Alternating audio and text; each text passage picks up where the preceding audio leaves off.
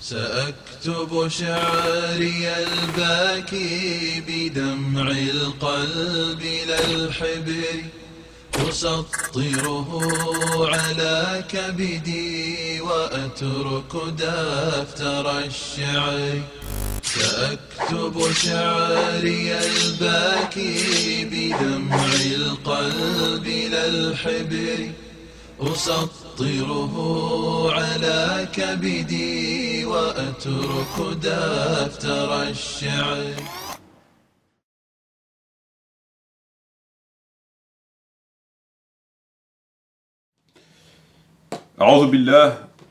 أعوذ بالله من الشيطان الرجيم. بسم الله الرحمن الرحيم.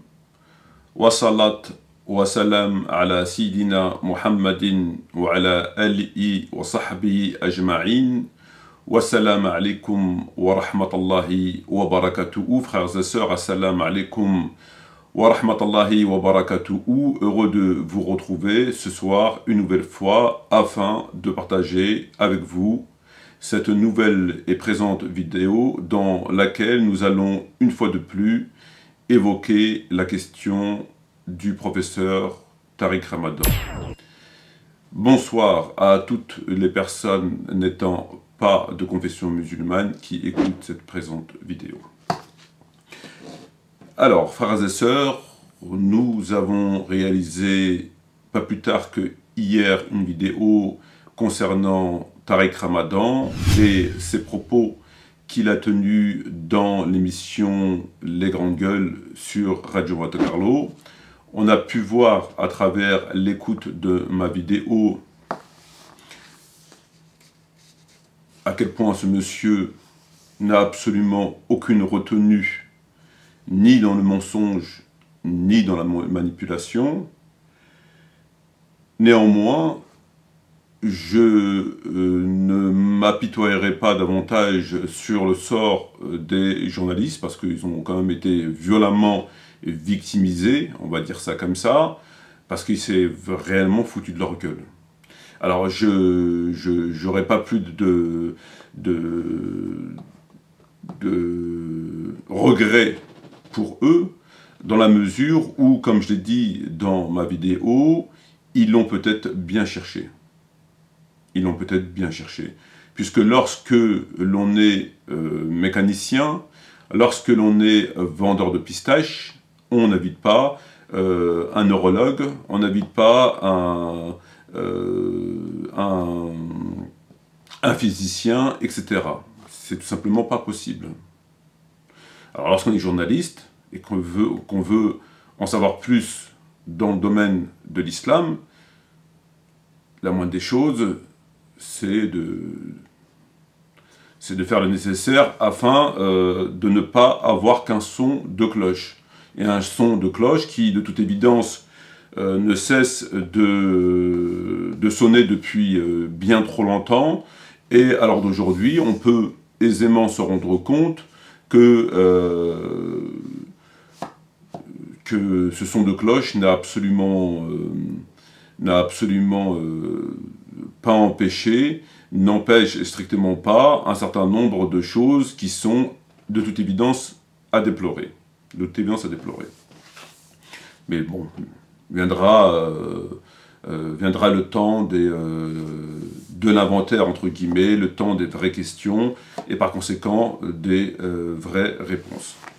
Alors, frères et sœurs, on se retrouve donc dans cette présente vidéo, et dans cette vidéo, nous allons donc évoquer le professeur monsieur Tariq Ramadan, puisqu'il a été aussi, la tournée Zavata,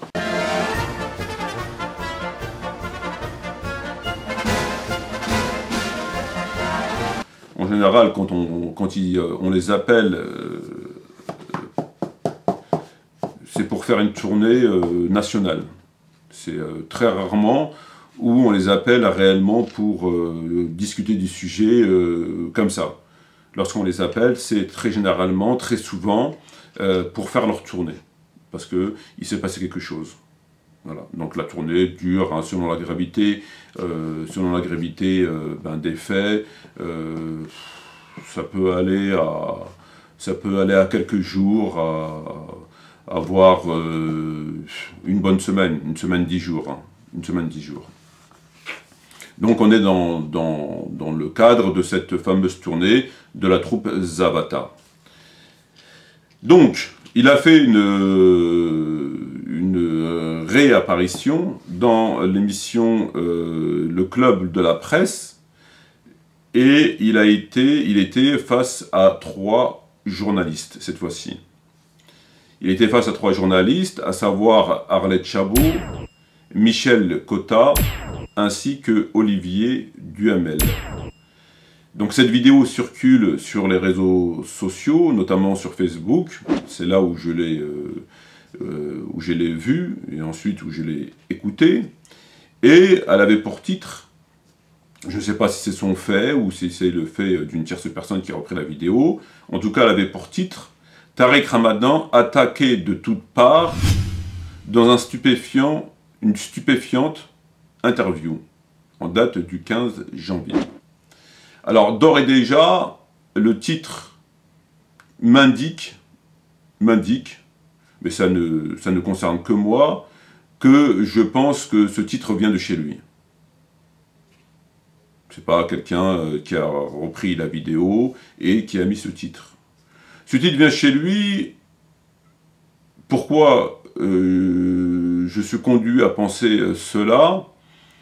Puisque Tariq Ramadan attaqué de toutes parts dans une stupéfiante interview, ça me fait rappeler, moi, les films de Rocky Balboa.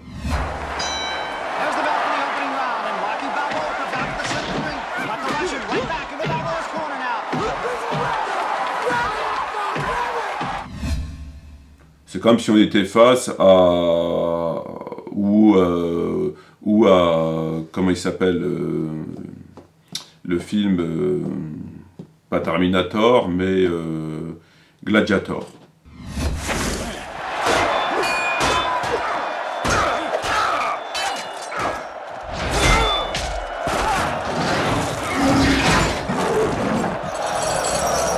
Voilà. Ça me fait penser, moi, à un espèce de guerrier, hein, un espèce de guerrier qui est attaqué de toutes parts, et des attaques qui sont extraordinaires. Un petit peu la guerre des étoiles, des attaques absolument extraordinaires. Ça me fait un peu penser au même état d'esprit que Rocky, que Gladiator, que Terminator, que... Space. Stay here. I'll be back. They know its mission. But there's one thing they don't know. This time, there are 2. Terminator 2. Ça me fait un peu penser ça. Tariq Ramadan attaqué de toutes parts, il est attaqué de toutes parts. Hein, c'est comme le héros qui, voilà, on l'attaque de toutes parts. Et qui répond, hein, qui répond, et voire même qui prend le dessus, en dépit qu'il est attaqué de toutes parts par un certain nombre d'ennemis. Hein. Jace, n'abandonne pas, tu n'as pas le droit.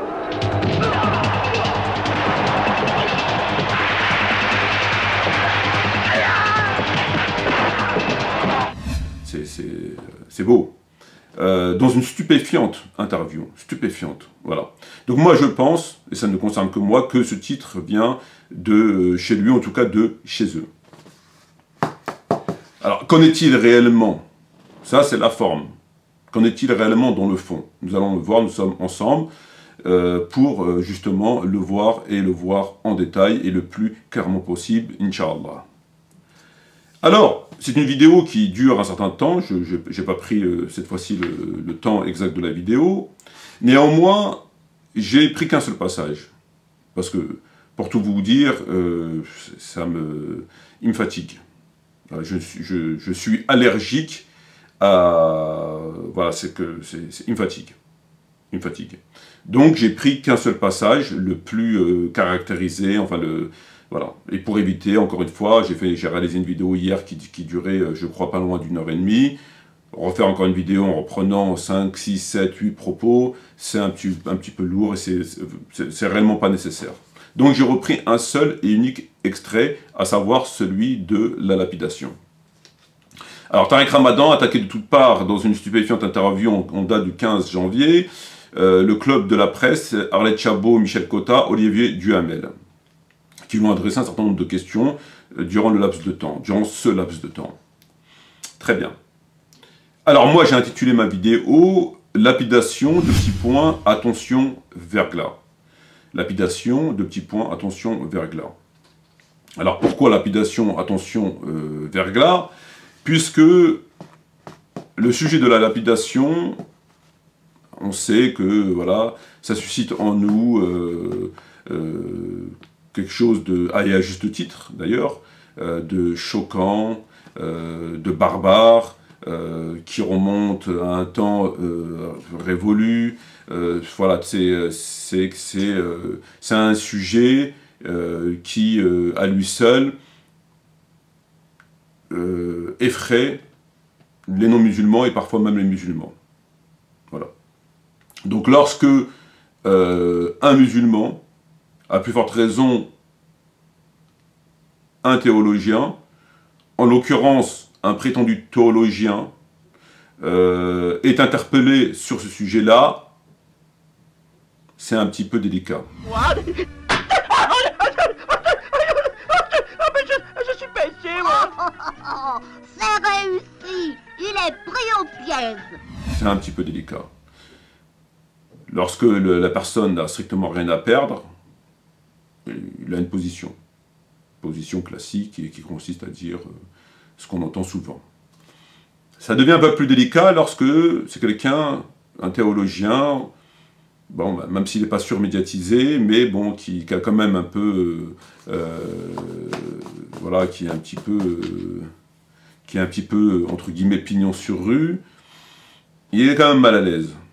Hein, dire devant des non-musulmans, la lapidation, je suis pas contre, parce que ceci, parce que cela, mais cependant ceci, cela, etc., etc. Bon, il va essayer d'atténuer en disant que, bon, voilà, il faut 4 preuves oculaires, ce qui n'est pas possible. Bref, comme tient le discours de Hani Ramadan, son frère, c'est quand même assez délicat. Alors, lorsqu'il s'agit d'un pseudo-théologien qui est censé, qui fait un exercice spectaculaire pour cette fois, et c'est tout à fait vrai, qui consiste à infirmer des vérités unanimement reconnues, qu'elles soient coraniques et prophétiques, en tout cas unanimement reconnues. Il doit les infirmer, il doit leur faire dire le contraire de ce que les textes disent, mais sans être démasqué par ceux, et le plus souvent les journalistes qui l'interpellent, qui l'entendent, qui l'écoutent, qui lui posent des questions, parce que c'est pour ainsi dire que les journalistes qui lui posent des questions. Dans les conférences, ça se passe pas tout à fait de la même façon, il aborde d'autres sujets, et en général, les gens, comme on l'a vu avec Hassan Iqiyoussen, etc., bon, on a vu le comportement des gens, on peut leur dire tout et n'importe quoi. Bon. Si tu glisses des mots, c'est le top. C'est le top. Tu peux dire ce que tu veux, tu as en face de toi un public docile. Les musulmans, ils sont mignons. Hein. Je te jure, ils sont là, ils t'écoutent pendant 2 heures. Il n'y en a pas un qui va lever la main, qui va dire « Hop, hop, hop, hop, je ne suis pas d'accord. J'ai pas compris. Vous vous êtes contredit. » Ça, c'est un cas qui relève plus d'une espèce de... Voilà, ça n'a rien à voir avec la mauvaise foi, c'est plus proche de la... pour faire court, de la psychiatrie. The gentleman in the elevator now is a candid star. These folks who are entering, the man with the white shirt, the lady with the trench coat, and subsequently one other member of our staff, will face the rear. And you'll see how this man in the trench coat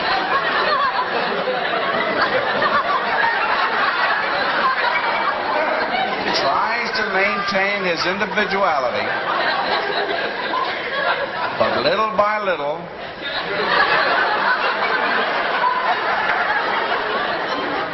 He looks at his watch, but he's really making an excuse for turning just a little bit more to the wall. Alors, non seulement il doit faire dire au texte le contraire de ce qu'ils disent, et que les journalistes ne se rendent pas compte, même si certains sont de connivence, mais pas tous, et pas toujours, mais aussi que les musulmans qui l'écoutent, et ils ne sont pas tous de mauvaise foi, en tout cas ceux qui adhèrent à son discours, ceux qui n'adhèrent pas le savent, comme nous, comme moi, comme beaucoup, on a compris, mais il y en a qui adhèrent à son discours sans pour autant être de mauvaise foi, sans pour autant être dans la magouille, en quelque sorte.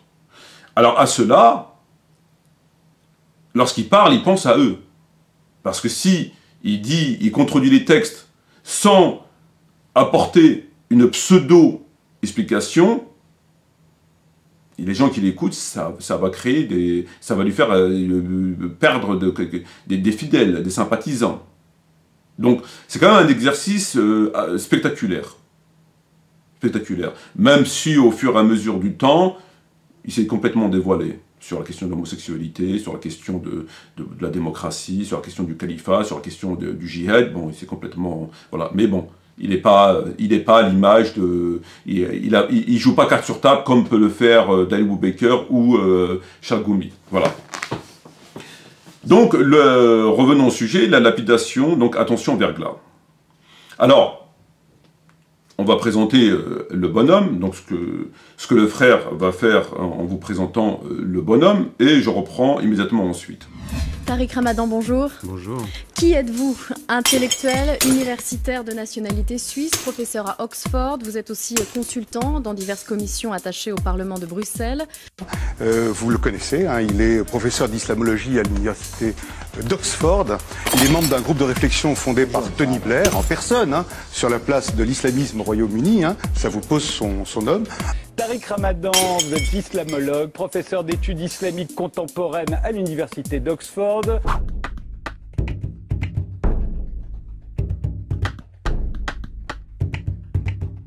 Attaché à l'université de Dashita, je l'ai bien prononcé. Doshisha, pardon, à Kyoto, au Japon. Tariq Ramadan, vous êtes suisse, d'origine égyptienne, philosophe, docteur en islamologie. Vous vous enseignez à Oxford, mais également à Londres, aux Pays-Bas et au Japon. Tariq Ramadan, bonsoir. Bonsoir. Théologien, islamologue, professeur à Oxford. Vous dirigez aussi le Centre pour la législation islamique et l'éthique, une structure financée par le Qatar. Donc on a vu un petit peu à qui on avait affaire, c'est quand même pas n'importe qui, hein, il a quand même pas mal de médailles, il a quand même pas mal de titres honorifiques, c'est quand même quelqu'un qui est extrêmement intelligent, cultivé, savant, érudit, etc.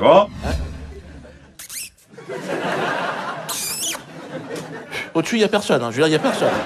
Mais ça ne s'arrête pas là. Alors moi, ce que je vous propose, c'est que il y a tellement de choses à dire concernant la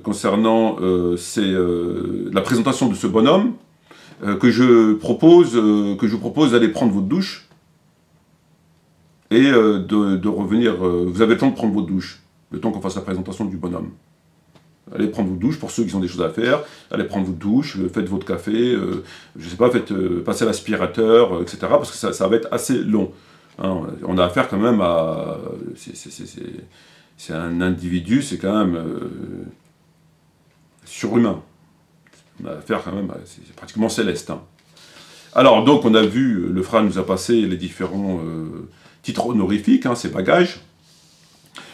Mais on a aussi, pour terminer, donc il est professeur de français, il est professeur de philosophie, il est spécialiste de l'islam selon le grand journal de Canal+, il est conférencier, il est écrivain, il est intellectuel, il est universitaire, il est professeur de littérature, il est docteur en lettres, il est islamologue, il est professeur d'islamologie, il est professeur de mathématiques, il est professeur d'études contemporaines, il est théologien selon iTélé, mais il est aussi cosmonaute, juge d'odeur, inspecteur de chips, remplisseur de fissures, compteur de poissons, professeur pour requins. Une fois par an, il est conseiller divin et il est aussi créateur de mots croisés, gardien d'île, réparateur de bananes, musicien pour sourds, et enfin fabricant de chaussures pour serpents. Voilà. Donc voilà, on a affaire à quelqu'un, comme je dis, de quasiment céleste. Hein. Au-dessus, c'est pas le soleil, au-dessus, c'est... vous sortez de l'univers après, vous sortez, vous... C'est extraordinaire. Alors, voilà les présentations qui ont été faites. Donc, revenons au sujet.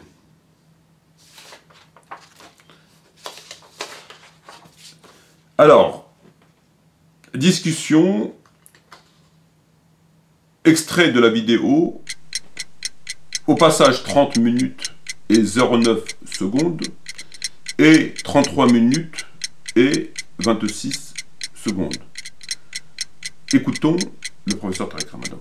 Et avec l'islamologue, le philosophe suisse Tarek Ramadan qui vient de signer de l'islam et des musulmans et qui est l'invité du Club de la Presse face à Arlette Chabot, Michel Cotta et Olivier Duhamel.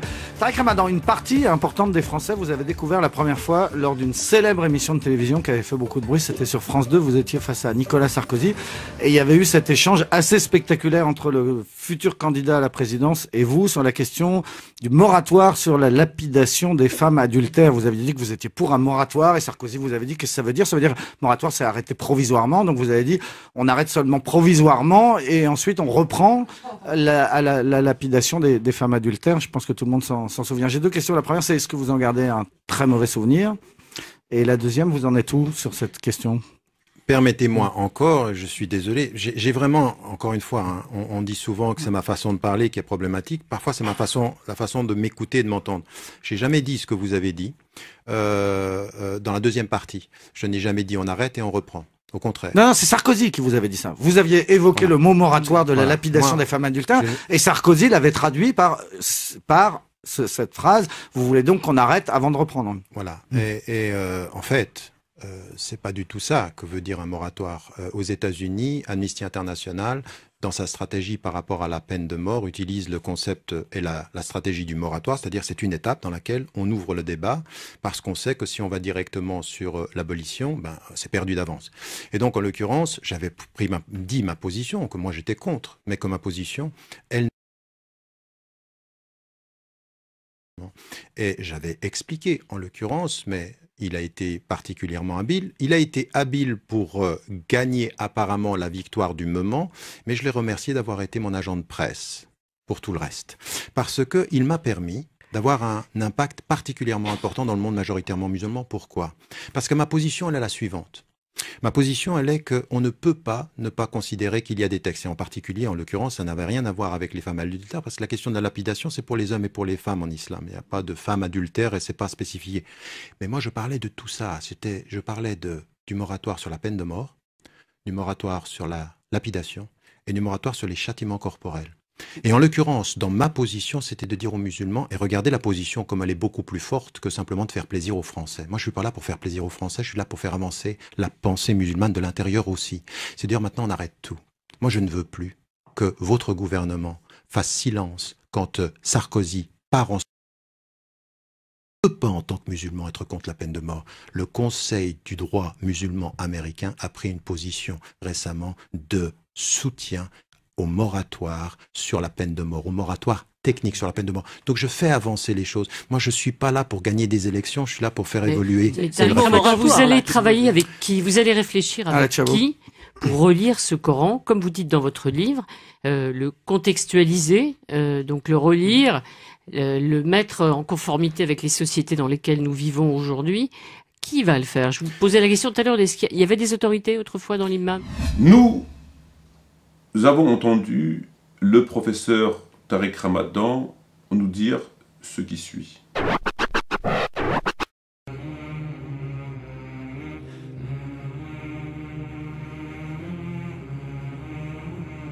Perdu d'avance. Et donc, en l'occurrence, j'avais dit ma position, que moi j'étais contre, mais que ma position, Et j'avais expliqué, en l'occurrence, Et en l'occurrence, dans ma position, c'était de dire aux musulmans, et regardez la position comme elle est beaucoup plus forte que simplement de faire plaisir aux Français. Moi, je suis pas là pour faire plaisir aux Français, je suis là pour faire avancer la pensée musulmane de l'intérieur aussi. C'est dire maintenant on arrête tout. Moi, je ne veux plus que votre gouvernement fasse silence quand Sarkozy part en... ne peut pas en tant que musulman être contre la peine de mort. Le Conseil du droit musulman américain a pris une position.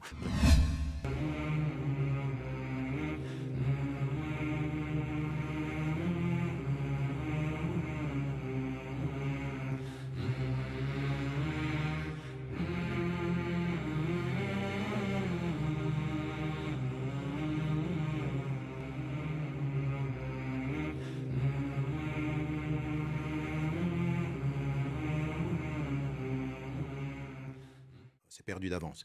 Et donc, en l'occurrence, j'avais dit ma position, que moi j'étais contre, mais que ma position, elle n'était pas majoritaire dans le monde musulman. Et j'avais expliqué, en l'occurrence, mais il a été particulièrement habile. Il a été habile pour gagner apparemment la victoire du moment, mais je l'ai remercié d'avoir été mon agent de presse. Et en l'occurrence, dans ma position, c'était de dire aux musulmans, et regardez la position comme elle est beaucoup plus forte que simplement de faire plaisir aux Français. Moi, je suis pas là pour faire plaisir aux Français, je suis là pour faire avancer la pensée musulmane de l'intérieur aussi. C'est dire maintenant on arrête tout. Moi, je ne veux plus que votre gouvernement fasse silence quand Sarkozy part ensuite visiter l'Arabie Saoudite et il dit c'est un islam modéré quand on coupe la main du voleur et quand on lapide dans ce pays. Moi, j'ai pas cette hypocrisie-là. Je ne peux pas rentrer en Arabie Saoudite et j'en paye le prix. Pourquoi? Parce que ce que je dis aux musulmans, c'est la chose suivante. Il faut qu'on arrête tout ça. Je ne veux plus de châtiment corporel. Je ne veux plus de peine de mort. Et je veux qu'on rentre dans un vrai débat. C'est-à-dire de justifier par l'islam le fait que ça cesse. Et ça m'a donné raison dans plusieurs pays. Au Pakistan, je suis rentré en contact et je suis intervenu auprès du Conseil de la Charia pour mettre en évidence le fait de cesser la peine de mort. En 2000, j'étais aux États-Unis et j'ai dit si j'étais citoyen américain, je serais contre la peine de mort dans ce pays. Les musulmans m'ont dit tu ne peux pas en tant que musulman être contre la peine de mort. Le Conseil du droit musulman américain a pris une position récemment de soutien au moratoire sur la peine de mort, au moratoire technique sur la peine de mort. Donc je fais avancer les choses. Moi, je ne suis pas là pour gagner des élections, je suis là pour faire évoluer. Nous avons entendu le professeur Tariq Ramadan nous dire ce qui suit. Personne ne le comprend, mais on l'invite tout le temps. J'ai jamais dit ce que vous avez dit. J'ai jamais dit on arrête et on reprend. Non, c'est Sarko qui l'a dit, qui a dit ça. Lui rétorque le journaliste. C'est Sarko qui l'a mal traduit et qui a mal compris. Alors, on est dans la discussion du sujet sur la lapidation. Il y a quelques petites critiques sur sa personne. Personne ne le comprend, mais il est toujours présent. Il y a un certain nombre de critiques sur sa personne. Le journaliste lui dit, concernant la lapidation, il lui pose une question concernant la lapidation. Tariq Ramadan le rectifie en lui disant qu'il n'avait jamais dit ça. Le journaliste lui dit, en effet, vous n'avez jamais dit ça, c'est Sarko qui l'a dit. C'est Sarko qui l'a mal traduit, qui a mal compris. Alors, voilà la ligne de défense de Tariq Ramadan concernant la lapidation. Comment Tariq Ramadan a, lors de cette émission, convaincu les journalistes, mais aussi le public, à l'intérieur, à l'extérieur, que, ma foi, RAS, rien à signaler. Question sensible, la lapidation quand même. RAS, les journalistes ont posé des questions, ils ont été satisfaits, ils sont passés à d'autres questions. Les gens, tout le monde a écouté, rien de choquant, rien de bizarre, rien qui puisse interpeller ni un musulman, et surtout ni un non-musulman. Rien de choquant, rien d'extraordinaire. C'est parfait, c'est magnifique. C'est spectaculaire. Parce que normalement, lorsqu'on parle d'un moratoire, de la lapidation, il y a très peu de personnes qui seront parvenues à faire l'exercice, la démonstration qu'il nous a faite. Je suis bien placé pour le savoir, très peu de personnes. Là, c'est passé comme une lettre à la poste. On lui a posé la question, il a répondu, c'est passé comme une lettre à la poste. Tout le monde est satisfait. Musulmans, entre guillemets musulmans, une partie des musulmans, et non-musulmans. On n'a pas jeté à coup de pompe du plateau en lui disant « mais vous êtes fou, vous êtes un islamiste, c'est choquant ». Non. Et puis les gens qui ont écouté et qui commentent sur sa page Facebook n'ont pas dit « mais comment tu peux dire ça, Tariq Ramadan, quand même, il s'agit quand même du Coran, ou en tout cas du prophète. » Voilà. Super, magnifique, le grand écart. Comment il a mené sa barque? Comment il a mené sa barque? Le journaliste lui rappelle un débat qu'il avait eu avec Sarkozy, que nous allons voir tout à l'heure en faisant passer l'extrait qui nous intéresse.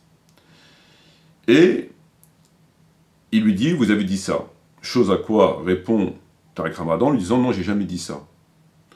Le journaliste se reprend, lui dit « effectivement, vous avez jamais dit ça, c'est Sarko qui l'a dit, il l'a mal traduit ». Très bien, donc le malentendu est clos, le petit malentendu est clos. Tariq Ramadan prend la parole et dit « moratoire, ça ne veut pas dire ça. Moratoire, ça ne veut pas dire ça. Aux États-Unis, Amnesty International, dans sa stratégie par rapport à la peine de mort, utilise la stratégie du moratoire.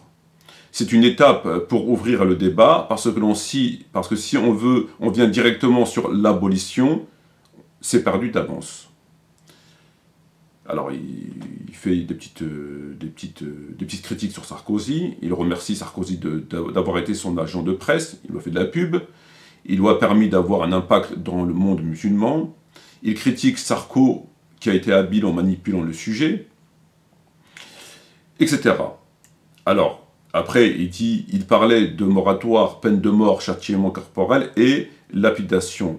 Il n'est pas là pour faire plaisir aux Français, mais pour faire évoluer l'islam de l'intérieur.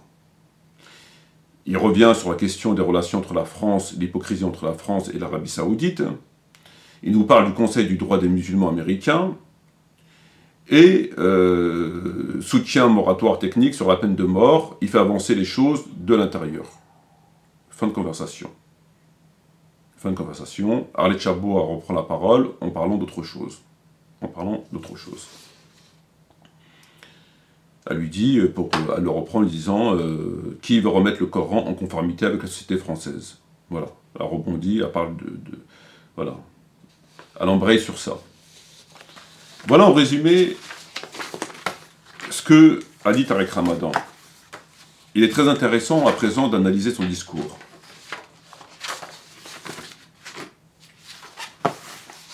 Il est très intéressant, là je vous ai donné le résumé comme ça, un peu en vrac de ce qu'il a dit. À présent, nous allons analyser son discours point par point. Point par point. Dans son discours, il a utilisé 4 moyens. 4 moyens. Le premier des moyens, c'est qu'il a joué sur la définition du mot moratoire. Il a utilisé 4 moyens pour s'en sortir. La première des manipulations du moyen, c'est de jouer sur le mot moratoire. La deuxième, c'est la dérision. La troisième, c'est la culpabilisation. Et enfin la quatrième, c'est la banane. La banane. Le mensonge théologique. Le mensonge théologique. Alors,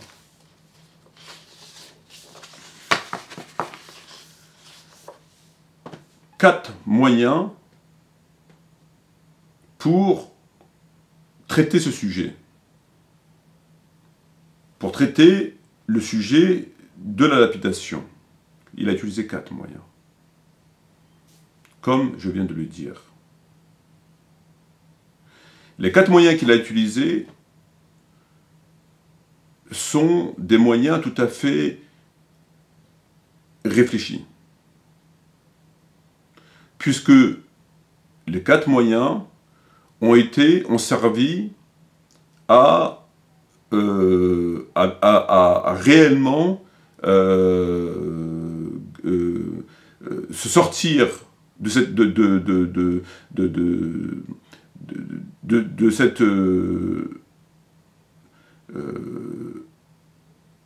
cette possibilité à ce qu'ils disent des choses qui puissent choquer les uns ou les autres.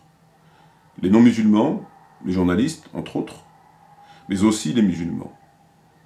Il a utilisé 4 moyens pour cela.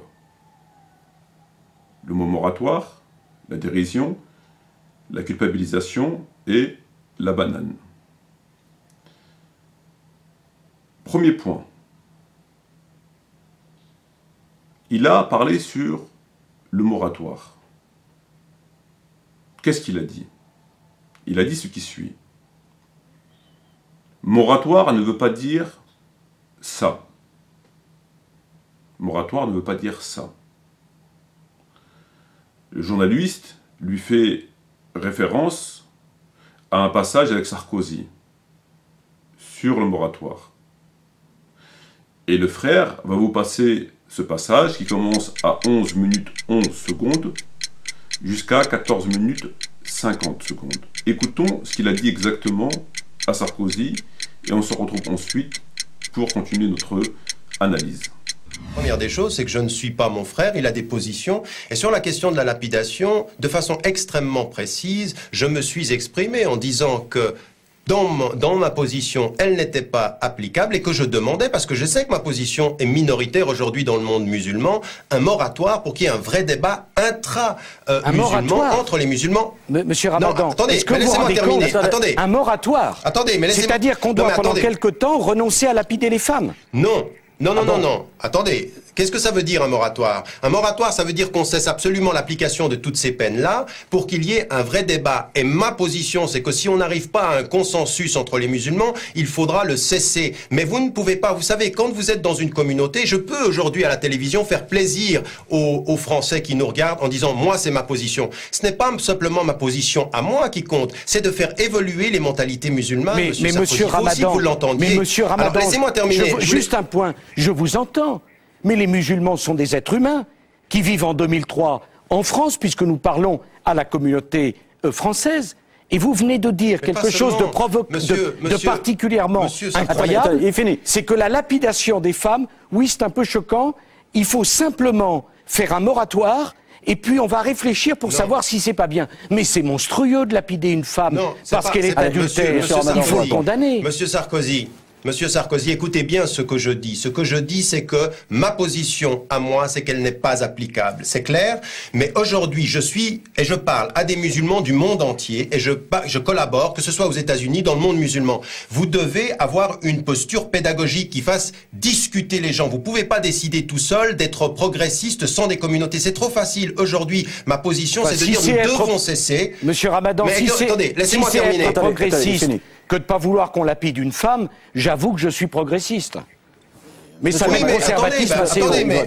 Non, mais je ne parle pas simplement, Monsieur Sarkozy, je ne parle pas simplement de cette question-là, je parle d'un certain nombre de questions qui aujourd'hui taraudent les communautés musulmanes du monde et sur lesquelles nous devons avoir un débat de fond. Donc encore une fois, je suis, moi, de ces positions extrêmement claires. Maintenant, quand je fais une préface d'un livre, vous devez lire l'ensemble de la préface, parce que ce que je mets en évidence, c'est que tout à coup, une femme prenne la parole et puis dégage une réflexion. Je ne suis pas d'accord avec tout ce qui est dit dans les livres que je préface, et si vous aviez lu l'ensemble de la préface, vous auriez vu que je suis dans des attitudes critiques par rapport aux gens que je préface. Mais je relève une chose, c'est qu'une femme, une Marocaine, prend des positions, prend la parole, et c'est une bonne chose. On n'est pas toujours d'accord, on fait évoluer les choses. Je suis plus ici, Monsieur Sarkozy, dans une posture de pédagogue qui discute avec sa communauté, mais je ne veux pas avoir simplement ce rôle d'être gentil devant la France, et puis finalement d'être déconnecté d'une communauté qui doit être en débat. J'aimerais juste vous dire une chose, Le problème, c'est que nous sommes en 2003,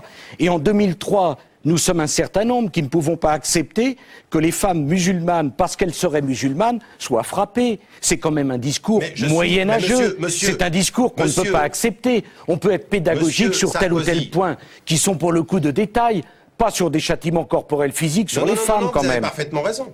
Monsieur Sarkozy, vous avez parfaitement raison, mais tenez-vous à ce que je dis s'il s'agit d'avoir un débat avec moi. Ma position, elle est extrêmement claire. La violence conjugale et la violence à l'endroit d'une femme est inacceptable islamiquement. C'est ce que je dis, et je le dis avec force. Entendez-le. Monsieur Ramadan, je vous propose de passer... c'est un premier élément. J'avais une deuxième... Attendez, je vous propose de passer à un autre chapitre aussi.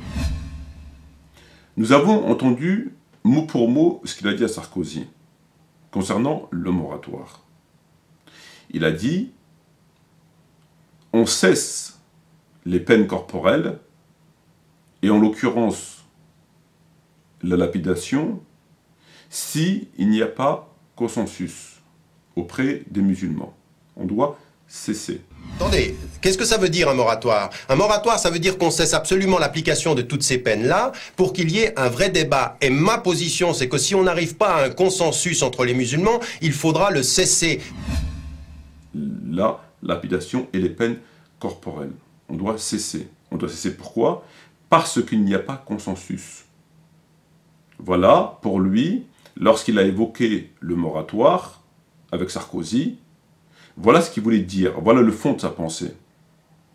C'était pas de suspendre pour reprendre, c'était de suspendre en attendant d'étudier la question, et on cesse les peines s'il n'y a pas consensus.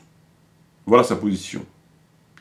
Dans le débat avec, dans cette émission, qu'est-ce qu'il a dit? Il a dit, moratoire ne veut pas dire cesser et reprendre. Jamais dit ce que vous avez dit dans la deuxième partie. Je n'ai jamais dit on arrête et on reprend. Au contraire. Non. Voilà ce qu'il nous a dit. Moratoire, il a dit, ici, c'est une étape pour ouvrir le débat parce que si on va directement à l'abolition, c'est perdu d'avance. Donc, qu'est-ce qui se passe exactement? Dans l'émission avec Sarkozy, lorsqu'il a évoqué la question du moratoire, où les gens étaient choqués, dans son esprit, ce n'était pas d'évoquer le moratoire, cesser et reprendre. C'était cesser et voir s'il y a consensus ou pas, et s'il n'y a pas consensus sur les peines corporelles, dont entre autres la lapidation, on arrête la peine. Voilà ce qu'il a expliqué très clairement à Sarkozy. Comme on vient de le voir dans l'extrait. Là, qu'est-ce qu'il dit? Il dit, moratoire ne veut pas dire cesser pour reprendre. Il a dit, le moratoire, c'est une étape pour lui, dans son esprit, c'est une étape pour ouvrir le débat, parce que si on va directement vers l'abolition, c'est perdu d'avance. C'est ce qu'il dit mot pour mot. Donc, il donne deux réponses différentes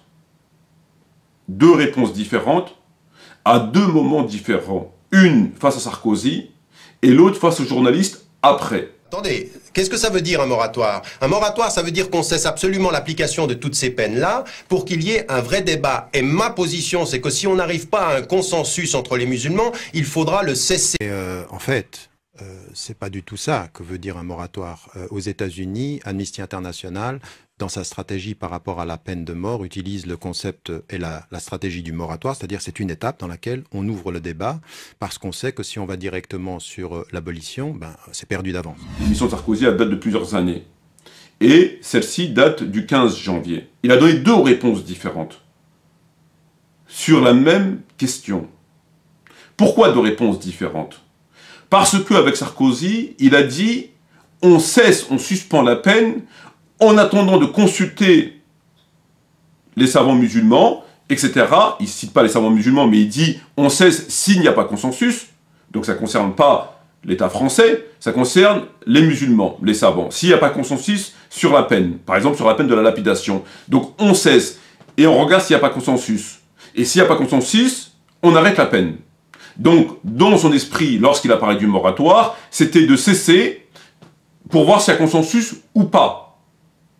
Et s'il n'y a pas consensus, on doit, au nom de la charia, au nom de la jurisprudence islamique, au nom de je ne sais trop quoi, arrêter la peine, parce qu'il n'y a pas consensus. Voilà, qu'est-ce qu'il a dit clairement à Sarkozy, comme le frère l'a fait passer dans l'extrait, comme on vient de le voir dans l'extrait. Là, il ne dit pas la même chose. Là, il ne dit pas du tout la même chose. Qu'est-ce qu'il dit? Il dit, moratoire ne veut pas dire ça. Moratoire ne veut pas dire on cesse et on reprend. Moratoire, il a dit, c'était faire comme aux États-Unis, comme Amnesty International dans sa stratégie par rapport à la peine de mort aux États-Unis. Utilise la stratégie du moratoire. Donc là, ça devient une stratégie du moratoire. C'est-à-dire, c'est une étape pour ouvrir le débat, parce que si on va directement sur l'abolition, c'est perdu d'avance. Donc c'est pas pareil. Ou bien, il parle d'un moratoire dans le but de consulter les savants et voir s'il y a consensus ou pas, et s'il n'y a pas consensus, on arrête la peine. A contrario, s'il y a consensus, on poursuit la peine. C'est ce qu'il a dit. S'il n'y a pas consensus, on cesse s'il n'y a pas consensus. On cesse s'il n'y a pas consensus. S'il y a consensus, on ne cesse plus. C'est logique.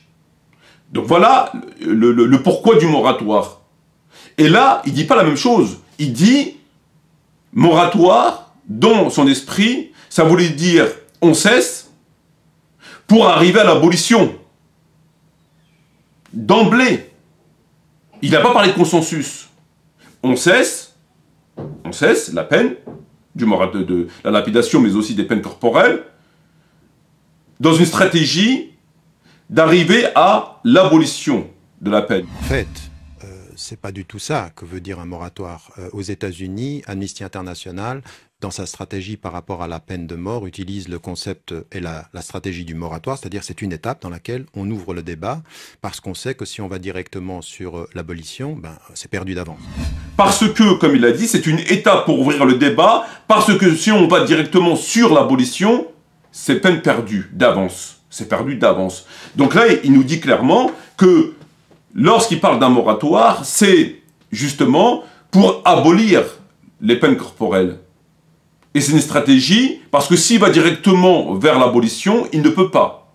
Donc le moratoire sert à suspendre dans une stratégie d'abolir. Il n'y a pas de consensus. Dans l'autre, il y a un consensus. S'il n'y a pas de consensus, on arrête. Attendez, qu'est-ce que ça veut dire un moratoire? Un moratoire, ça veut dire qu'on cesse absolument l'application de toutes ces peines-là pour qu'il y ait un vrai débat. Et ma position, c'est que si on n'arrive pas à un consensus entre les musulmans, il faudra le cesser. A contrario, s'il y a consensus, on est contraint de poursuivre en tant que musulman. Voilà ce qu'il a dit à Sarkozy. Mot pour mot. Et j'espère que le frère repassera l'extrait pour que les gens entendent bien. Et là, non, il n'y a pas de consensus. Là, le moratoire ne dépend pas du consensus. Le moratoire, c'est une stratégie pour arriver à l'abolition. D'emblée, de fait, de facto, il n'y a pas de possible consensus. Je demande le moratoire dans le but d'arriver à l'abolition. Parce que si je veux directement à l'abolition, ça ne passera pas. Donc je demande le moratoire pour abolir. Donc dans son esprit, son intention, c'est d'abolir. C'est pas de regarder s'il y a un consensus. C'est pas de se pencher sur des textes. C'est pas il n'y a pas de mystère. Il n'y a pas d'hypothèse oui ou non. C'est d'office, on abolit. Je demande un moratoire pour abolir. Donc il donne deux réponses différentes. Il donne deux réponses différentes. Deux. À deux endroits différents et à deux moments différents. Pour la simple et bonne raison que lorsqu'il a tenu ses propos à Sarkozy et qu'il ne s'y attendait pas, parce que Sarkozy sur le coup a été, d'ailleurs on peut le saluer en tout cas sur ça Sarkozy, parce qu'il a été le seul à qui, comme on dit, il ne lui a pas fait à l'envers. C'est la seule personne, et bon, c'est pas étonnant quand on connaît Sarkozy dans ce domaine, voilà, c'est pas le français moyen. Et là, il n'a pas pu la faire à l'envers à Sarkozy. Parce que Sarkozy, il est venu, il n'a pas été avec lui sur le terrain de la théologie comme ils font les autres journalistes, etc., etc. Il a pris les choses qu'il savait, qu'il pouvait pas, il connaît l'individu. Ses services de renseignement généraux, ils l'ont informé, voilà, tu as affaire à quelqu'un qui est très fort dans la rhétorique, qui raconte que des conneries, néanmoins tu connais pas la théologie, tu ne pourras pas lui répondre sur la théologie, donc le mieux c'est que tu prends des choses qu'il a dites clairement, qui choquent, et comme la préface de son livre, comme il l'a dit Sarkozy, pendant un moment il lui dit vous avez préfacé un livre, etc. etc. Et comme ça, les Français et l'opinion publique verront à qui ils ont affaire, à travers lui l'islam. Voilà. Donc voilà la stratégie de Sarkozy. Donc là, Tarek Ramadan s'y attendait pas. Et donc quand il a vu que ça a choqué le moratoire, parce que ça a choqué, qu'est-ce qu'il a fait? Il a rebondi en parlant d'un consensus. S'il y a un consensus, s'il n'y a pas de consensus, on arrête. Et même sa réponse sur le consensus, elle est complètement débile. Et on verra pourquoi même sa réponse pour un théologien, elle est complètement débile. Mais comme Sarkozy n'est pas un théologien, il aurait pu aussi lui répondre sur la théologie, de quel consensus parler, et d'embrayer sur la question du consensus, sur comment on va le voir. Mais là, c'est pas son domaine à Sarkozy. C'est pas son domaine. Donc, la réponse sur le fond, elle n'a ni queue ni tête comme d'habitude. C'est juste histoire de balancer des choses, on comprend rien, mais il les a dites, on sait pas ce que ça veut dire, si c'est valable, si c'est licite au regard de l'islam illicite, si c'est référencé, si c'est authentique, les gens ne savent pas, les non-musulmans. Donc, mais il a donné une réponse. Consensus, bon, peut-être que dans la législation islamique, il n'y a pas consensus, et dans la mesure, il n'y a pas... Il ne sait pas, on ne connaît pas la loi, il n'est pas... Voilà, c'est pas deux avocats qui se parlent, et un avocat reprend l'autre avocat sur la loi. On a affaire à un politique non-musulman, qui parle à un prétendu théologien, qui lui balance tout et n'importe quoi sur la loi islamique. L'autre, il ne peut pas répondre. Il n'est pas spécialisé en droit islamique. Donc voilà comment il a fait. Mais on verra quand même sur sa réponse, il a faux. Mais sur l'autre point, sur lequel je suis en train de parler, c'est que on voit bien qu'il a donné deux réponses différentes. C'est très clair. C'est très clair. Et le pire, c'est lorsqu'il dit aux journalistes que moratoire, ça ne veut pas dire suspendre pour reprendre. C'est ce qu'il dit mot pour mot. Sur la question du moratoire. Moratoire ne veut pas dire ça. C'est ce qu'il a dit. Il a dit moratoire ne veut pas dire ça. J'espère que le frère repassera ce moment. En fait, c'est pas du tout ça que veut dire un moratoire. En fait...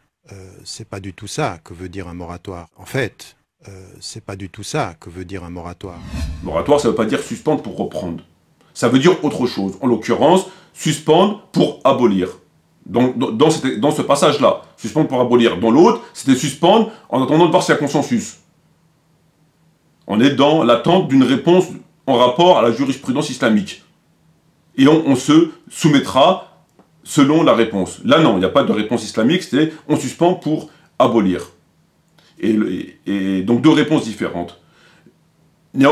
Mais lorsqu'il parle d'un consensus du moratoire, et il dit, le moratoire ne veut pas dire suspendre pour reprendre. Là aussi, il a faux. Là aussi, il a faux.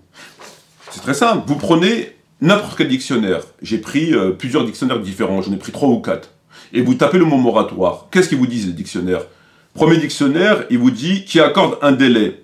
Délai légal de paiement accordé à une personne en difficulté. Suspension provisoire d'une action. Délai accordé pour l'exécution de certaines obligations, dans un autre dictionnaire. Dans un autre dictionnaire, qui accorde un délai. Délai légal de paiement accordé à des personnes en difficulté. Suspension provisoire d'une action. Un autre dictionnaire, moratoire. Délai sursis. Délai... prorogation, temporisation, ajournement, sursis, report, retard, prolongation, reconduction, etc. Donc en réalité, même sur la question du mot moratoire, il est en contradiction avec le dictionnaire. Le mot moratoire veut dire suspendre pour reprendre. C'est ça un moratoire. C'est on suspend. On suspend pour reprendre. Maintenant, si derrière ce moratoire, on a une idée qui nous est propre et qui intervient entre la suspension et reprendre, c'est autre chose. Là, c'est autre chose. Mais la définition elle-même du moratoire, c'est suspendre pour reprendre. On fait un moratoire, on suspend dans l'intention de reprendre. C'est ça la définition du mot moratoire. Comme tous les dictionnaires le disent, je vous invite à consulter vos dictionnaires, c'est suspendre pour reprendre. Mais lui, dans la mesure où il a une idée derrière la tête, il n'a pas l'intention de reprendre. Il n'a pas l'intention de reprendre. Donc il dit, ça ne veut pas dire ça, un moratoire. C'est suspendre et discuter. Pour peut-être arrêter. Mais c'est pas ça un moratoire. Le moratoire, ça signifie suspendre pour reprendre. Et l'idée que chacun de nous peut avoir derrière la tête ne rentre pas dans la définition du terme. Ça rentre pas dans la définition du terme. C'est pas, ça ne fait pas partie de la définition du terme. De ne pas reprendre éventuellement. Ça rentre pas. Ça, c'est ce que nous, on pense. Mais lorsqu'on parle d'un moratoire, la personne en face, si elle connaît la langue française, et qu'on lui dit on va faire un moratoire sur ça ou ça ou ça, ça veut dire on va arrêter, on va reprendre plus tard, d'emblée. Donc même sur la définition du mot moratoire, il dit n'importe quoi. Parce que ça signifie suspendre pour reprendre. Maintenant, si lui, il a une idée derrière la tête, son idée derrière la tête ne peut pas rentrer dans la définition du dictionnaire. Elle ne fait pas partie du dictionnaire, elle fait partie dans sa tête, elle n'est pas dans la définition. Et là, elle nous dit non, le moratoire ne veut pas dire suspendre pour reprendre. Le moratoire veut dire suspendre et on réfléchit et peut-être qu'on ne va pas reprendre. Non, le moratoire c'est suspendre pour reprendre, comme tous les dictionnaires le disent. Comme tous les dictionnaires le disent.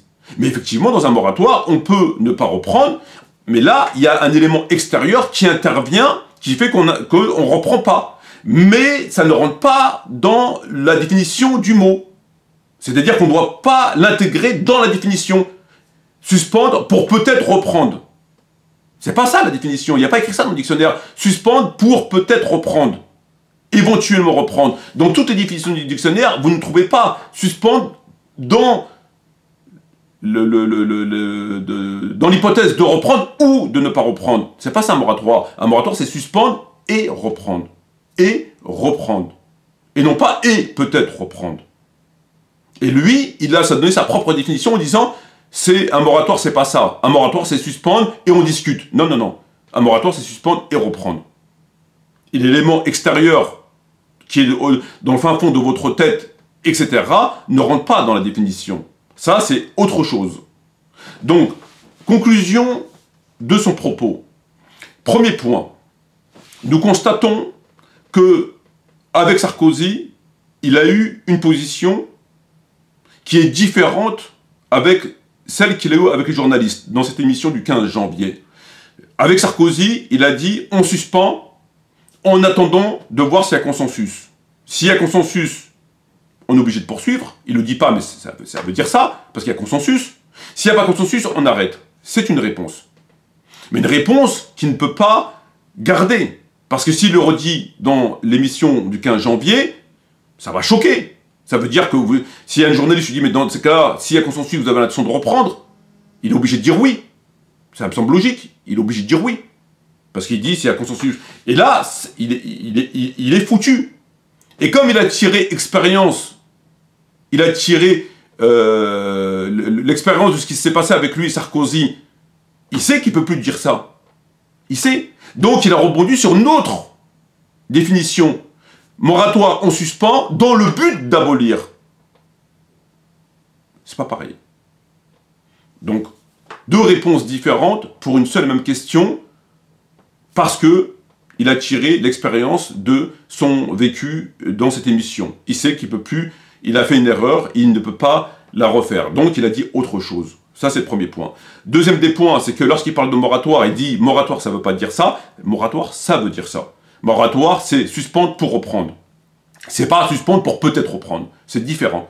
Et tous les dictionnaires le disent. Suspendre pour reprendre. Maintenant, si toi, tu n'as pas l'intention de reprendre, c'est autre chose. C'est extérieur. Ça ne rentre pas dans la définition du terme. Ça n'a rien à voir. Ça, c'est les deux points. Donc, il arrive même à contredire le dictionnaire. C'est formidable. Il arrive même à avoir raison sur le dictionnaire.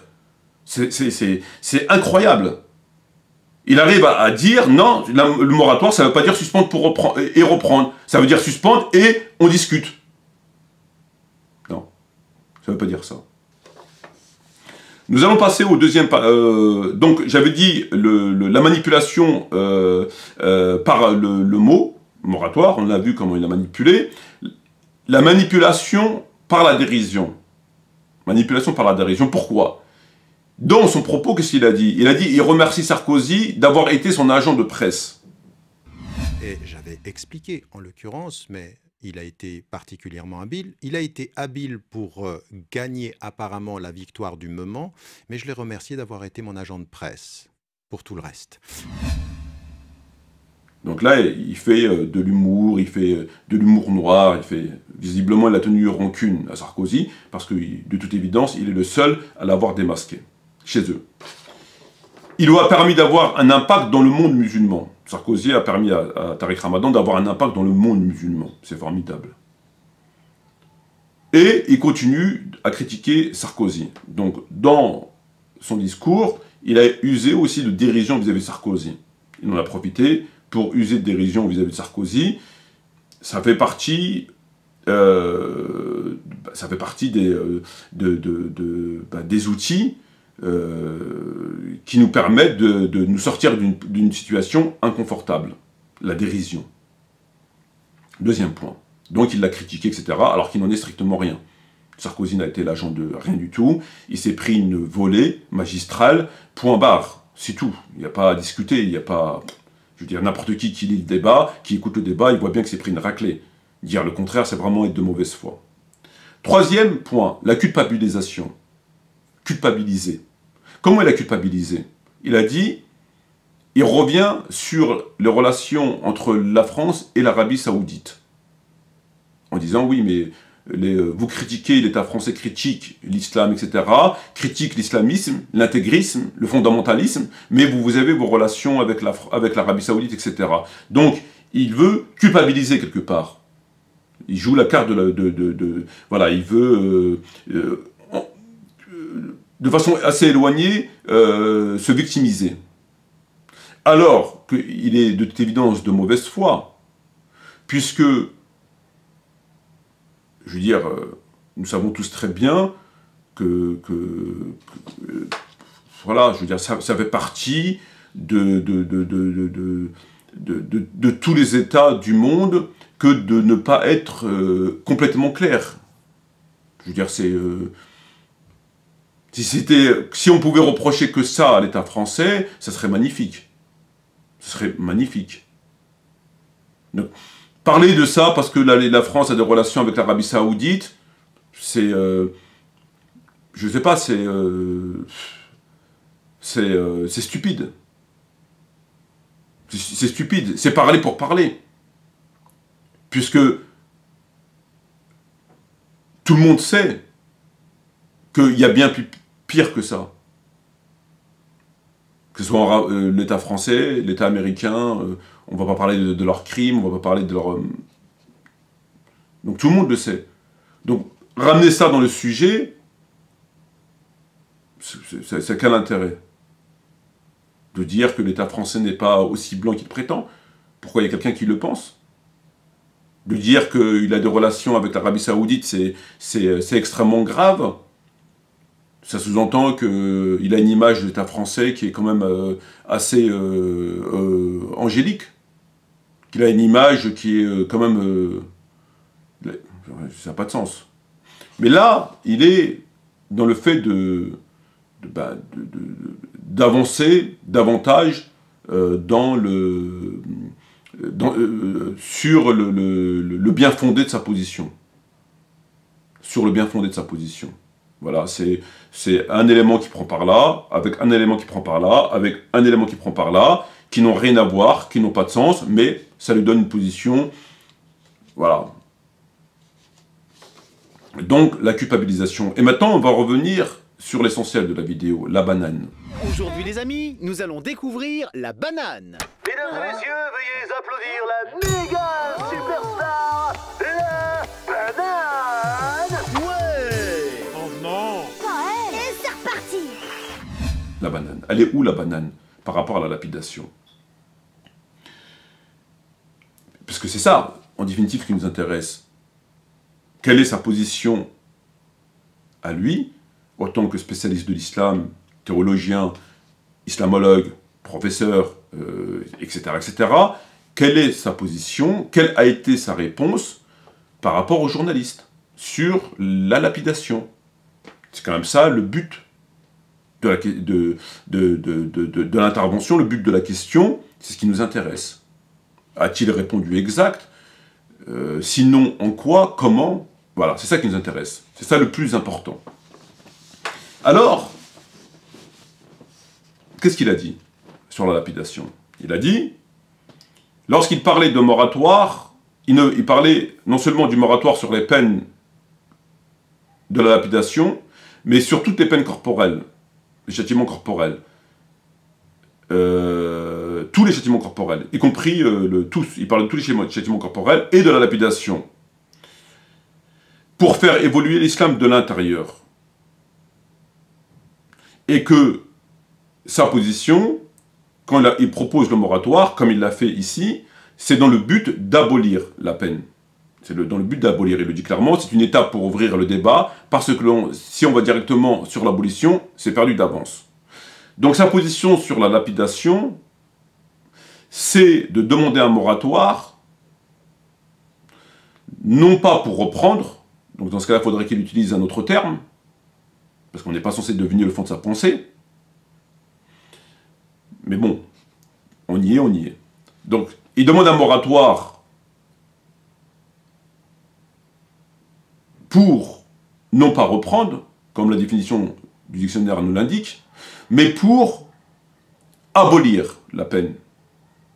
Non seulement de la lapidation, mais aussi de toutes les peines corporelles. Il le dit, il parlait de moratoire, de peine de mort, de châtiment corporel et de lapidation. La peine capitale aussi. La peine de mort pour X ou Y raison, il veut l'abolir dans l'islam. Peine de mort, c'est lui qui le dit. Je parlais de moratoire, de peine de mort, châtiment corporel, etc. et lapidation. Donc, il demande un moratoire pour l'abolition de toutes les peines corporelles, y compris les peines de mort, en rapport avec des crimes préconisés par l'islam, mais aussi de la lapidation. Voilà pourquoi il demande un moratoire. Alors, comment nous, en tant que musulmans, on peut juger sur cette position? Qu'est-ce que nous, en tant que musulmans, que nous disent les textes? Déjà, il y a un problème. Il y a un problème. Parce qu'on ne sait pas quelle est la réponse à laquelle on doit se fier. Avec Sarkozy, il a dit moratoire pour voir si y a consensus. On peut reprendre, mais on peut ne pas reprendre. Et là, il nous dit moratoire pour abolir. Donc, on doit répondre à quelle position? Ma réponse sur la réponse qu'il a apportée à Sarkozy ne sera pas identique à la réponse qu'il a donnée aux journalistes le 15 janvier. C'est parce qu'il a donné deux réponses contradictoires, différentes. Donc moi, si j'ai à répondre, je ne peux pas avoir la même réponse pour ces deux réponses. Mais je vais quand même répondre aux deux réponses. Je ne vais pas répondre à la dernière. Normalement, sa dernière position est censée abroger la première. Mais bon, on va dire, normalement, ça devrait être ça. La dernière position du 15 janvier abroge de fait sa position. Donc il a dû revoir sa position. Si on pense naïvement, c'est ce qu'on va se dire. Et en réalité, on sait très bien parce qu'il est piégé. Il ne pouvait pas, comme je l'ai dit, le redire le 15 janvier. C'était pas possible. Donc c'est évident. Alors, c'est pas grave. Donc, je vais répondre sur les deux positions et on va voir que les deux positions, elles sont hérétiques. Ces deux positions, elles sont hérétiques. La position par rapport à Sarkozy, lorsqu'il a dit par rapport à Sarkozy, je demande un moratoire, on cesse s'il n'y a pas consensus. On cesse s'il n'y a pas consensus. On cesse la peine de la lapidation s'il n'y a pas consensus. Voilà. Donc c'est pour ça qu'il a demandé un moratoire. Il se fout de la gueule du monde. Il se fout de la gueule du monde. Pourquoi il se fout de la gueule du monde? Tout à l'heure, j'avais indiqué que, même sur sa réponse dans le fond, elle a ni queue ni tête, c'est n'importe quoi. Mais comme Sarkozy n'est pas spécialiste de la charia, etc., il ne pouvait pas lui répondre. Moi, je vais lui répondre. Justement, je vais lui répondre. Là où Sarkozy n'a pas pu répondre. Alors, selon Tariq Ramadan, on cesse la peine de la lapidation s'il n'y a pas consensus. C'est ce qu'il a dit. Donc j'espère que le frère prendra bien le soin de refaire passer les moments précis afin de rappeler les choses. Attendez, qu'est-ce que ça veut dire un moratoire? Un moratoire, ça veut dire qu'on cesse absolument l'application de toutes ces peines-là pour qu'il y ait un vrai débat. Et ma position, c'est que si on n'arrive pas à un consensus entre les musulmans, il faudra le cesser. Très bien. Sur la question de la lapidation, il doit au moins savoir ça. Je l'espère, hein, pour un spécialiste de l'islam, théologien, érudit, conseiller divin, il doit au moins savoir ça, je l'espère. Sur la question de la position, donc je suis de fait obligé de penser qu'il le sait, parce que c'est primaire. D'où la preuve qui ment. Sur la question de la lapidation, tous les textes, Bukhari, Muslim et tous les rapporteurs, tous, évoquent des situations de lapidation. Tous. Ça, c'est le premier point. Le deuxième des points, c'est que tous les savants, y compris et surtout les 4 fondateurs des 4 écoles, entre guillemets, sunnites, confirment que la lapidation fait partie de l'islam. Confirme. Et tous les savants, les autres savants, en dehors des 4 fondateurs, confirment aussi que la lapidation existe. Sans parler du fond, du verset qui n'est pas dans le Coran, bref. Ils disent que la lapidation existe. Donc tous les rapporteurs rapportent, les 4 fondateurs des 4 écoles le confirment, ils disent que c'est une peine qui existe et qu'on doit appliquer, et les savants confirment. J'aimerais savoir par quelle réflexion théologique Tariq Ramadan arriverait à suspendre cette peine au nom du non-consensus. C'est ce qu'il dit. Si il n'y a pas de consensus, on cesse. C'est ce qu'il a dit à Sarkozy. Donc, comment Tariq Ramadan peut y mettre l'hypothèse que peut-être il n'y a pas de consensus, peut-être, et que, le cas échéant, on cesse. Alors qu'il sait, et il sait au moins ça, que tous les rapporteurs rapportent, que tous les 4 fondateurs des 4 Malikites, Shafi'ites, Hanbalites, Hanafites le confirment, que tous les savants confirment qu'il y a la lapidation dans l'islam. Donc, de fait, il y a forcément consensus. On va pas prendre l'avis je sais pas, d'Imran Hussein. On va pas prendre l'avis de Hassan Chlagoumi. On va pas prendre l'avis de Hassan Hussein. On va pas prendre l'avis de Rachida Boudaifa. On va pas prendre l'avis voilà. Nous, en tant que musulmans, et en tant que musulmans, entre guillemets, sunnites, on a quand même des bases sur lesquelles on ne discute pas. Les bases, Coran, Sunna, les fondateurs et les savants. Sur ça, du point A au point B, unanimité. Unanimité. Personne vient dire non, mais il n'y a pas consensus, peut-être que il y a la lapidation, c'est clair. Bukhari, Muslim, etc. Les 4 écoles, les savants, c'est clair. Ceux qui sont venus commencer à dire tout et n'importe quoi sont venus bien après et ils n'ont absolument aucune légitimité à parler. Aucune, absolument aucune. Ils disent, d'ailleurs leur argumentation est inexistante. On n'a pas d'argumentation. Ils ne viennent pas avec un argumentaire en disant, voilà, regardez, ici, il y a ça, c'est pas possible. Il n'y a rien, c'est juste, ils parlent pour parler. Donc ça, Tariq Ramadan le sait. Puisqu'on a affaire à un théologien, un érudit, un conseiller divin, etc., il le sait. Donc s'il le sait, et il le sait, comment il peut dire à Sarkozy et au reste des personnes qui l'écoutent, on sait s'il n'y a pas consensus, alors qu'il sait qu'il y a consensus, et par conséquent, on ne peut pas cesser. Donc sa réponse est une réponse mensongère, qui avait pour but uniquement de se sortir d'un guêpier. Parce que c'était un piège de la part de Sarkozy, l'autre, il ne s'attendait pas à ça. Il pensait qu'il allait lui parler comme ils font les autres, et hop, il endort tout le monde. Il a pris de l'assurance, c'est un grand menteur, et comme les autres ne connaissent rien à l'islam, comme s'il parlait avec des enfants de 6-7 ans, lorsqu'on parle avec des enfants de 6-7 ans, on peut leur dire tout et n'importe quoi. Donc lui s'attendait à ça, l'autre il l'a bloqué. Voilà, ce monsieur est pour la lapidation. Donc il fallait bien qu'il sorte de cette situation, il a parlé de ça. Et ça, lorsqu'on analyse du regard théologique, du regard du musulman, non pas érudit, mais qu'un minimum de savoir, sa réponse, on la voit, on se demande qui a écrit ça. N'importe quelle personne qui a un minimum de savoir, mais c'est qui a écrit ça? S'il n'y a pas consensus, on arrête. Le mec, il connaît rien. Parce qu'il y a consensus. C'est comme si je disais, si la prière n'est pas obligatoire, on arrêtera de faire la prière. Qu'est-ce qu'on va penser de moi? Si je dis, si la prière n'est pas obligatoire, on arrêtera de faire la prière. On va dire, mais il est fou celui-là. Tu sais pas que la prière est obligatoire? Voilà ce qu'on va me dire. Tout le monde me dira ça. Comment ça, si la prière est obligatoire, tu n'es pas au courant? C'est pareil. C'est pareil. Ça fait partie de l'islam. Donc, ou bien il ne le sait pas, ce qui n'est pas possible. Pas possible. Donc il le sait. S'il le sait, c'est qu'il a voulu sortir du guêpier. Voilà la première réponse. Ce qu'on appelle la banane. Maintenant, on va le chercher dans son intervention du 15 janvier. On va aller chercher dans son intervention du 15 janvier. Qu'est-ce qu'il a dit le 15 janvier? Il a dit tout autre chose. Il a dit, c'est une étape, lorsqu'il parlait du consensus, c'est une étape pour ouvrir le débat, parce que si on va directement sur l'abolition, c'est peine perdue d'avance. En fait, c'est pas du tout ça que veut dire un moratoire. Aux États-Unis, Amnesty International, dans sa stratégie par rapport à la peine de mort, utilise le concept et la stratégie du moratoire, c'est-à-dire c'est une étape dans laquelle on ouvre le débat, parce qu'on sait que si on va directement sur l'abolition, ben, c'est perdu d'avance. Donc là, il dit pas pareil. Là, il dit, lorsque j'ai parlé du moratoire, c'était pas pour reprendre.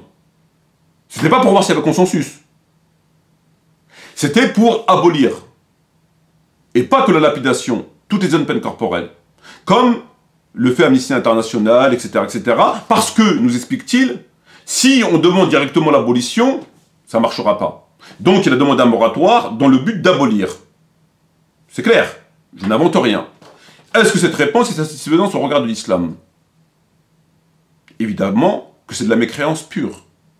Pourquoi? Nous savons que la lapidation, elle est fondée. Donc un musulman ne peut pas demander l'abolition.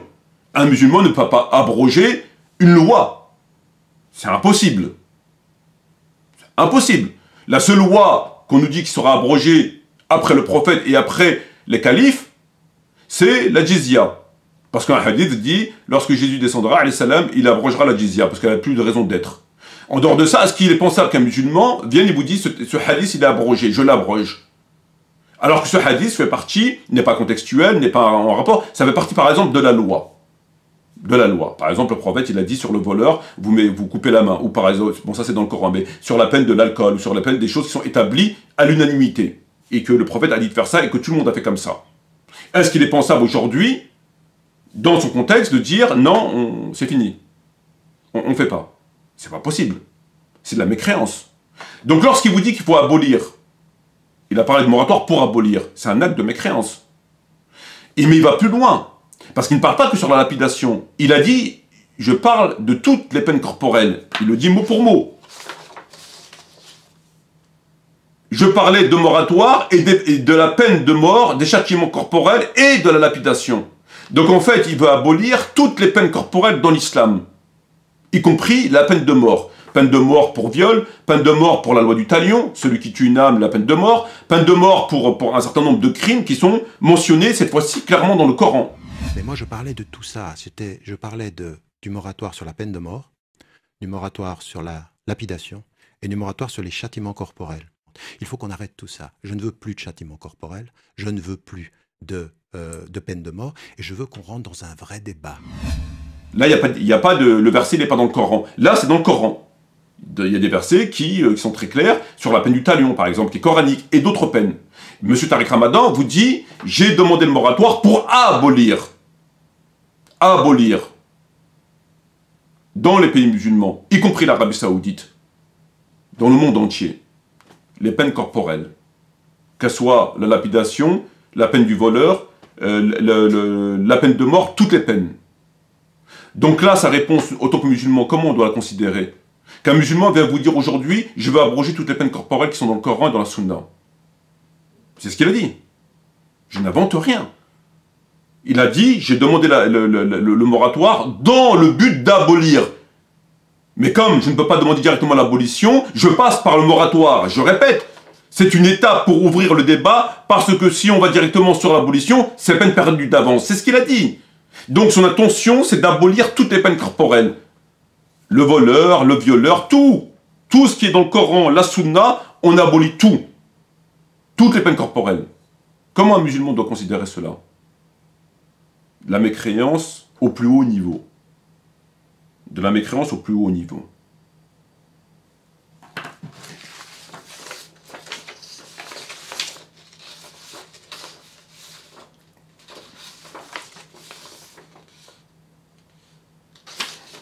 Voilà. En résumé,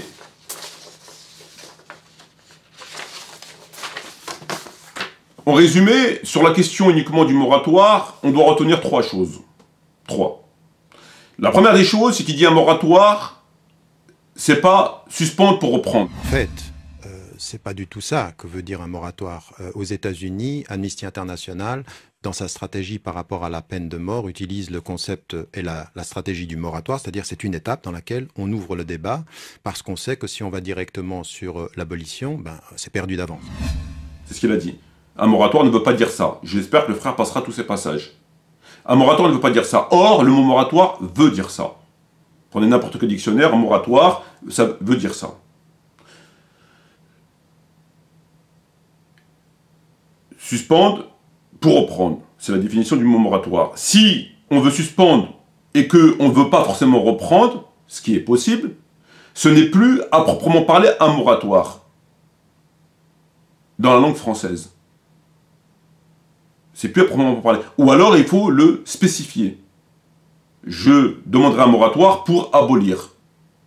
Dans le but d'abolir. Mais on ne peut pas dire d'emblée, je demande un moratoire, et la personne en face va comprendre que vous avez l'intention de suspendre. Si vous parlez à quelqu'un qui connaît bien la langue française et que vous lui dites, je demande un moratoire, et point, la personne va comprendre que vous allez suspendre pour reprendre. C'est ça la langue française. A contrario, lorsque vous dites, je demande un moratoire et j'ai pas l'intention de reprendre, là, la personne va comprendre parce que vous avez évoqué votre intention à haute voix. Et qui va changer la définition, qui va donner une autre définition au terme. C'est pas ce qu'il a fait. C'est pas ce qu'il a fait. Il a parlé de moratoire dans le but de voir un consensus. Donc, c'est pas du tout ce qu'il a fait.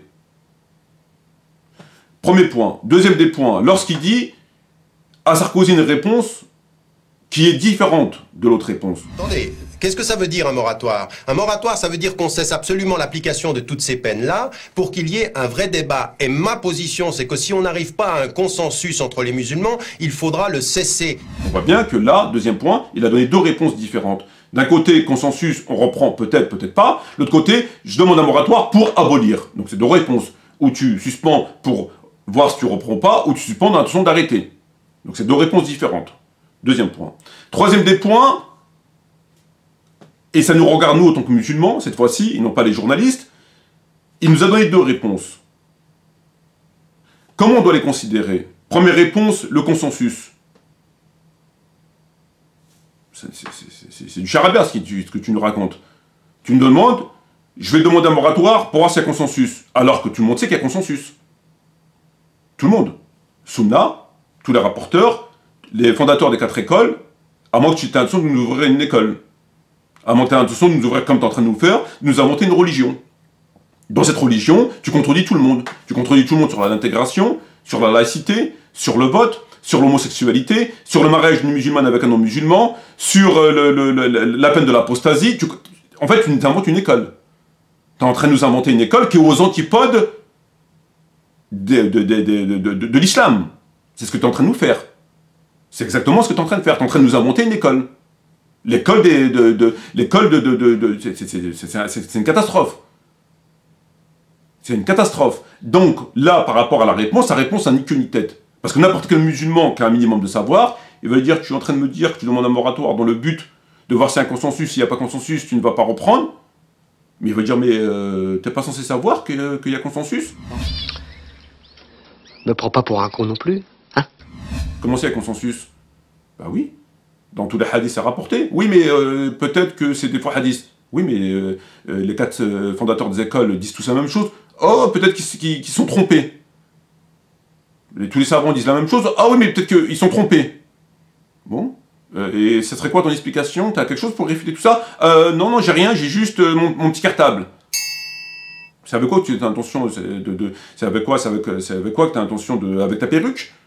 Que tu as l'intention de réfuter tout ça? Il faut bien que tu me ramènes... Je vais être tolérant. Je vais t'essayer de remettre en question tous les hadiths, comme ça. Ok. Je vais être tolérant, je vais t'essayer de remettre en question les fondateurs des 4 écoles. Je vais être tolérant, je vais t'essayer de remettre en question tous les savants. Il y a des choses qu'on nous donne un texte, quand même. Non, il n'y a rien. C'est quoi une explication? Bah, je m'appelle Tariq Ramadan. Ah ouais, d'accord. Ah ouais, quand même.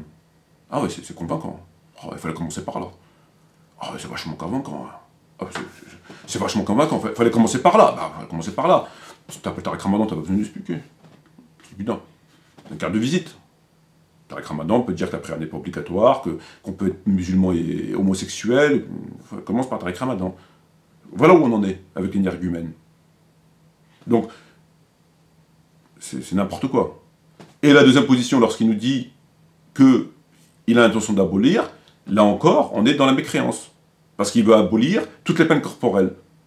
Est-ce qu'un musulman a le droit de demander l'abolition de toutes les peines corporelles? D'une peine corporelle établie, la peine du voleur.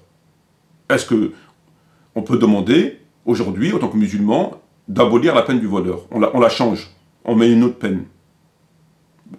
Tariq Ramadan se chargera bien sûr de trouver des peines. On peut compter sur lui. Est-ce que c'est possible? Tout le monde me dira que non. Mais pour M. Tariq Ramadan, oui, on peut. Voilà. Voilà où on en est avec monsieur. Voilà.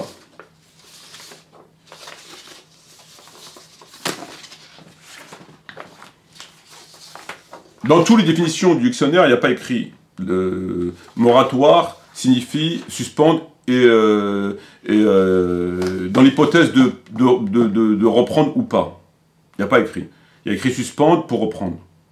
Suspendre pour reprendre. Il n'y a pas écrit suspendre et on ne sait pas. Peut-être reprendre, voilà, on ne sait pas. Suspendre pour réfléchir. C'est suspendre pour reprendre. Suspendre pour reprendre. Voilà. Donc c'est ça la définition du mot moratoire. Contrairement à ce que lui dit. Voilà où on en est. Voilà où on en est. Voilà comment il s'est sorti de cette situation, d'un sujet extrêmement sensible. En même temps, en face de lui, Arlet Chabot.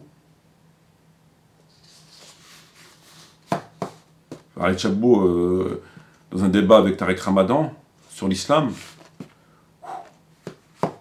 Là, c'est comme si tu mettais Tyson face à Jamel Debbouze. Voilà. Sur ce, je vous remercie de votre attention. Je vous dis wassalamu alaikum wa rahmatullahi wa barakatuhu et j'espère à bientôt, Inch'Allah, pour une prochaine intervention.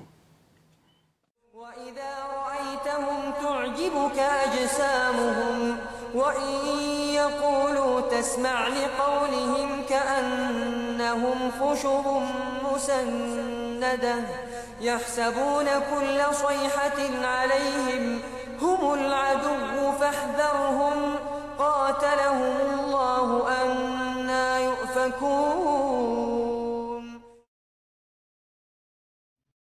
Et quand tu les vois, leur corps t'émerveille. Et s'ils parlent, tu écoutes leurs paroles. Ils sont comme des bûches appuyées contre des murs, et ils pensent que chaque cri est dirigé contre eux. L'ennemi, c'est eux. Prends-y garde, qu'Allah les extermine, comme les voilà détournés du droit chemin.